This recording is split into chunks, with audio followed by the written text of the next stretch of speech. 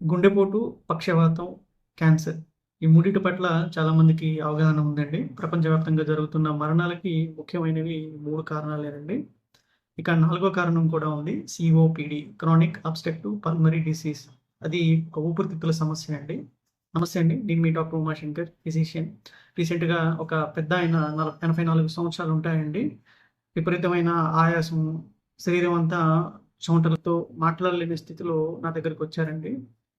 నా దగ్గరికి వచ్చే ముందు గూడా ఆయన స్మోకింగ్ చేశారు. గత 40 సంవత్సరాల నుంచి గూడాను రోజుకి 2, 3 ప్యాకెట్లు స్మోకింగ్ చేసే అలవాటుందండి. అందువల్ల అతనికి ఊపిరితిత్తులు డ్యామేజ్ అయిపోయి సీఓపీడీ అనే సమస్య వచ్చిందండి. ఈ సమస్య ఉన్నవాళ్ళు స్మోకింగ్ గనక ఆపకుండా ఉంటే రాను రాను ఊపిరితిత్తులు ఇంకా పూర్తిగా డ్యామేజ్ అయిపోయి ఊపిరితిత్తుల లోపల ఉండే బ్రాంకియోల్స్ అంటే గాలిగొట్టాలు శ్వాస తీసుకునే శక్తిని కోల్పోతాయండి. అందువల్ల రోజువారీ చేసుకునే పనులు గూడా వాళ్ళు చేసుకోలేరు. ఇంటికి, మంచానికి పరిమితం అవ్వటం వల్ల చిన్న మిషన్ ద్వారా ఆక్సిజన్ మాస్క్ ద్వారా వీరికి శ్వాసను అందించవలసి ఉంటుందండి. స్మోకింగ్ వల్ల ఊపిరితిత్తుల సమస్యలే కాకుండా శరీరంలో ఉండే దాదాపు అన్ని అవయవాలు ఎఫెక్ట్ అవుతాయండి.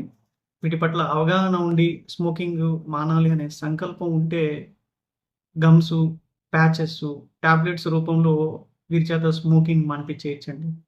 మరిన్ని హెల్త్ వీడియోస్ కోసం కీప్ వాచింగ్.